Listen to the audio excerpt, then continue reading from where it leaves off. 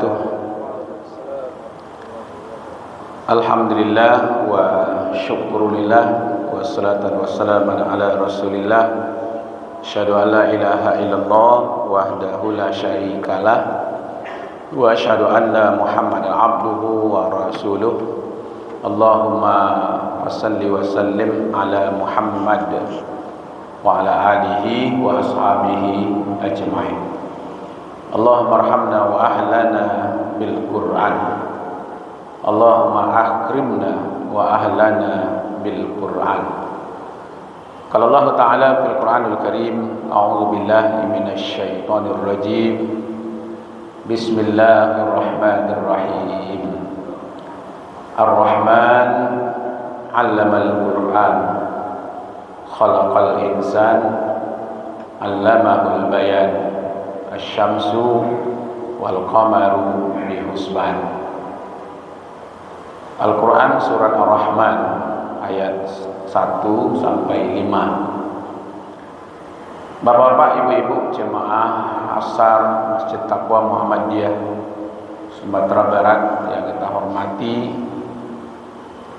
melihat kondisi umat kita hari ini, perlakuannya terhadap Al-Quran lebih banyak, lebih suka membaca tulisan-tulisan manusia, baik yang tulisan panjang ataupun yang berupa bentuk buku-buku, atau tulisan yang pendek-pendek, baik di WA atau di Instagram atau di YouTube, sehingga tidak banyak waktu untuk membaca Al-Quran, ya.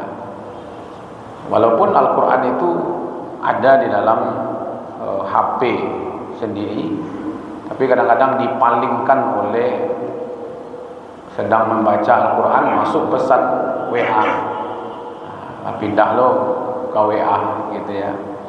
Maka itu kita sumbangsi sedikit motivasi yang berkaitan dengan Al-Quran.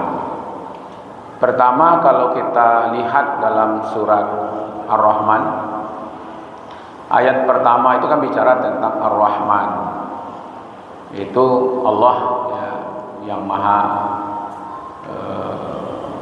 pengasih ya.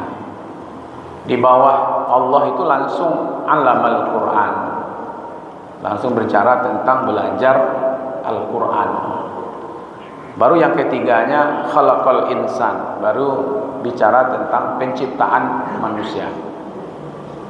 Baru Asy-syamsu wal qamaru bihusban, baru bicara tentang matahari dan bulan. Jadi setelah Allah langsung bicara tentang Al-Quran. Itu menunjukkan bapak-bapak, ibu-ibu, Al-Quran itu amat penting ya, sangat berharga. Nikmat yang paling besar itu sebenarnya adalah Al-Quran. Jadi sayang Pak, kalau banyak kita punya waktu untuk baca WA, untuk baca SMS, untuk membaca Instagram atau Facebook, dibandingkan ya mendalami Al-Quran. Di Al-Quran itu ada ilmu di situ Pak. Itu kan langsung dari Allah. Jadi kalau ingin berguru langsung kepada Allah, pahami Al-Quran. Ya, kita itu membaca Al-Quran itu seperti berdialog dengan Allah. Nanti kalau ketemu di situ ada larangan, nah kita paham, di Allah melarang kita begini. Kalau ketemu perintah, berarti kita pahami, berarti Allah sedang memerintah saya begini. Ya kan? Kalau ada informasi tentang orang-orang baik dalam Al-Quran, berarti Allah ingin kita, contohlah si fulan gitu ya. Kalau ada bicara tentang orang-orang jahat dalam Al-Quran, maka Allah inginnya kita, coba kamu lihat itu bagaimana orang-orang jahat sebelumnya yang kami hancurkan gitu. Nah itu ada ilmu, sehingga ada hidayah di situ. Makanya awal-awal surat Al-Baqarah setelah Alif Lam Mim kan bicara tentang Al-Quran. Zalikal kitabul la raiba fihi hudal lil muttaqin. Ya kan? Itu tidak ada keraguan sedikit pun, dia huda. Jadi petunjuk bagi orang-orang yang bertakwa. Maka malah Furqan, ya kan? Syahrul Ramadan alladzi unzila fihil Qur'an hudal linas wa bayyinatin minal huda wal furqan. Jadi Al-Qur'an itu Bapak-bapak, Ibu-ibu, jauh lebih penting sebenarnya dibandingkan manusia gitu.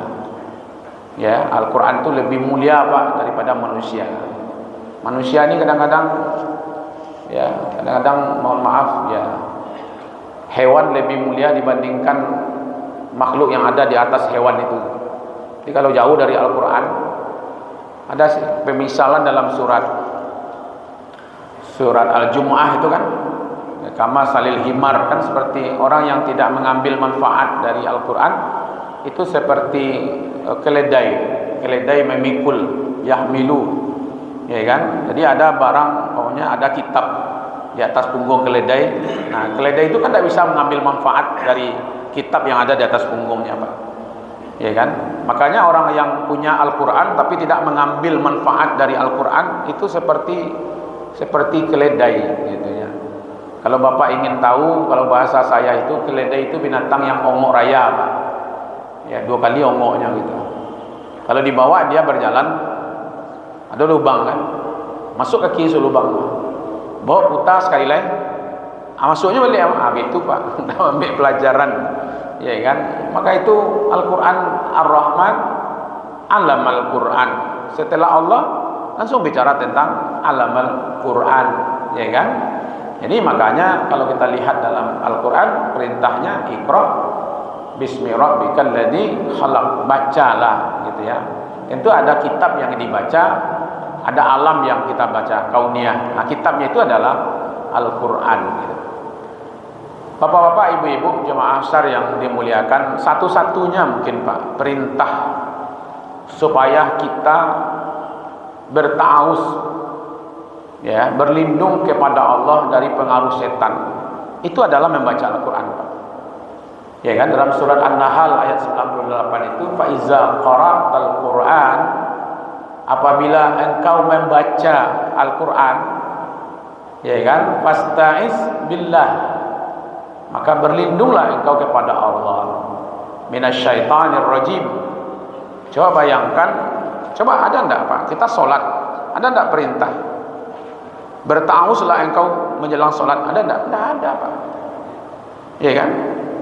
Bapak mau apa saja enggak ada perintahnya, tapi satu-satunya, ya kan, kata Allah sendiri, apabila engkau akan membaca Al-Quran, maka kamu mohonlah perlindungan kepada Allah dari pengaruh setan. Nah, setan itu Bapak-bapak, Ibu-ibu, ya, akan tidak rela Pak, orang-orang ini, manusia, orang beriman kita-kita ini berlama-lama berasik-asik dengan suatu amalan yang besar Pak. Jadi membaca, menggali Al-Quran itu adalah amalan besar, dan setan tidak akan suka Pak kepada orang yang punya amalan besar. Maka itu setan akan mengganggu manusia itu. Maka Allah mengatakan, kalau engkau mau membaca Al-Quran, berlindunglah engkau kepada Allah dari pengaruh setan gitu, ya kan. Nah, coba bayangkan, tandanya Bapak-bapak, Ibu-ibu, ini amalan membaca Al-Quran ini amalan besar Pak. Kalau kita mau mati-matikan, hitungannya ya 1 huruf 10 kebaikan. Kalau alif lam mim berarti 30 kebaikan. Kalau Bapak baca Bismillahirrahmanirrahim, berarti ada berapa? 190 kebaikan. Coba bayangkan itu Pak. Jadi amalan ini amalan besar, apalagi ilmunya dijamin Pak. Tidak ada berita dalam Al-Quran itu yang hoak. Berita-berita yang hoak, berita yang basi, tidak ada Pak. Semuanya itu bermanfaat gitu. Maka dari itu Bapak Ibu yang dimuliakan, kalau ingin mulia, bersamalah yang mulia. Maka Al-Quranul Karim, Al-Quran yang mulia, karim. Makkah dari tidak dikenal jahiliyah, ada Al-Quran di situ, menjadilah kota termulia hari ini.